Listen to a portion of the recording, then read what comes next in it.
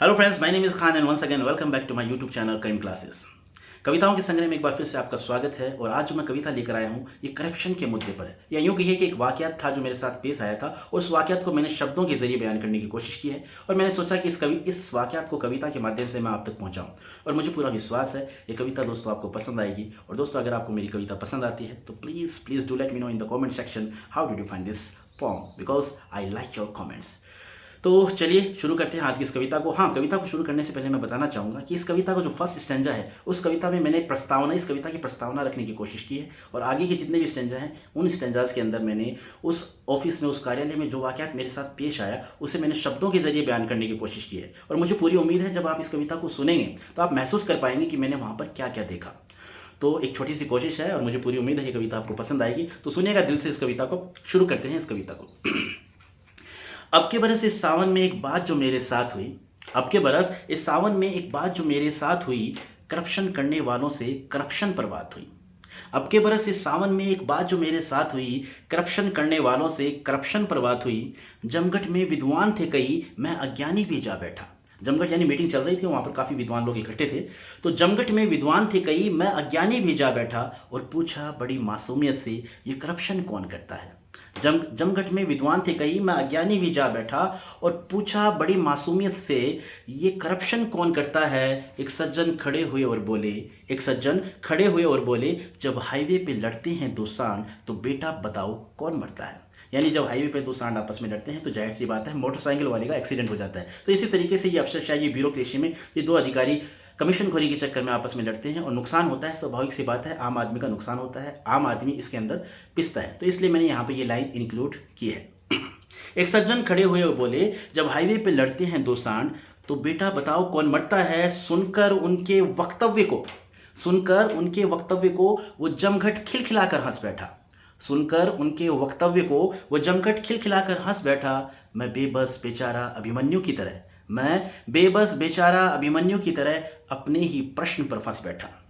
उस वक्त तो मैं समझा नहीं, लेकिन अब समझ पा रहा हूँ। आज ही पीडब्ल्यूडी के बाबू से 1001 की फांप खा के आ रहा हूँ।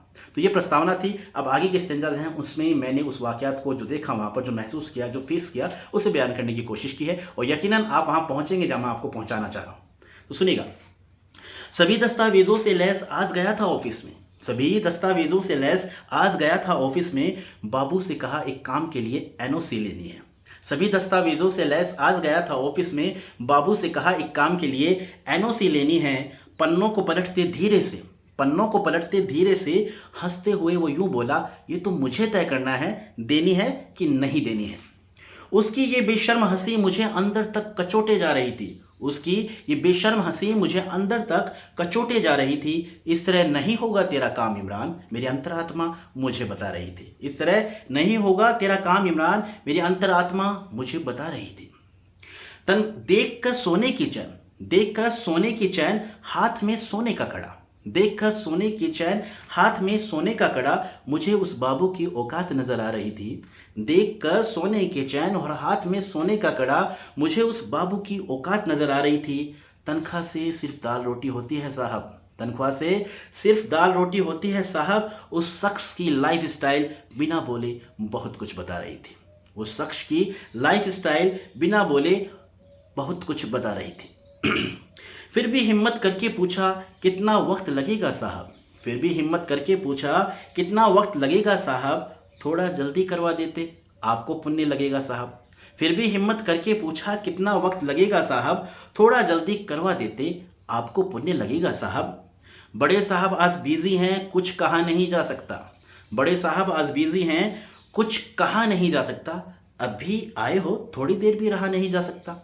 बड़े साहब आज बिजी हैं, कुछ कहा नहीं जा सकता। अभी आए हो, थोड़ी भी देर रहा नहीं जा सकता। सुनकर उसकी फटकार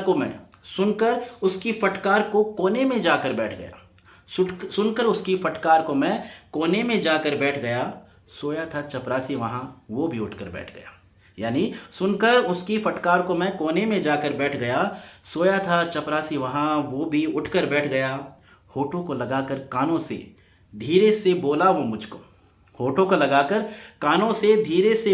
मुझको, सब काम तुम्हारे करवा दूंगा, बस 100 की पत्ती दो मुझको। सब काम तुम्हारे करवा दूंगा, बस 100 की पत्ती दो मुझको, यकीन करो मेरा तुम सब, वो 100 की पत्ती धमाल कर गई।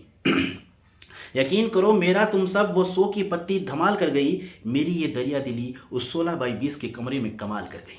मेरी ये दरिया दिली उस 16 बाई 20 के कमरे में कमाल कर गई। अब वो भी मुझसे घुल मिल गए और मैं भी उनसे घुल मिल गया। अब वो भी मुझसे घुल मिल गए और मैं भी उनसे घुल मिल गया। अगले ही कुछ मिनटों में 2 पत्ती 500 की ओर देकर वो कागज़ मुझे तुरंत मिल गया।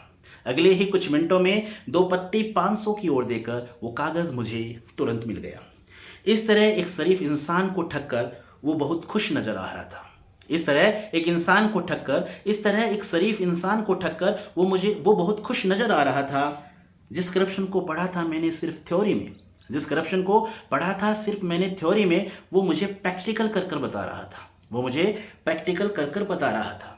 जो ही मैं चलने को हुआ तो वो बोला चाय मंगवाई है, पी कर जाइएगा। जो ही मैं चलने को हुआ तो वो बोला चाय मंगवाई है, पी कर जाइएगा। मैंने भी हंसकर कहा पानी पिलाने के लिए बहुत बहुत शुक्रिया, चाय किसी और को पिलाइएगा। मैंने भी हंसकर कहा पानी पिलाने के लिए बहुत बहुत शुक्रिया, चाय किसी और को पिलाइएगा।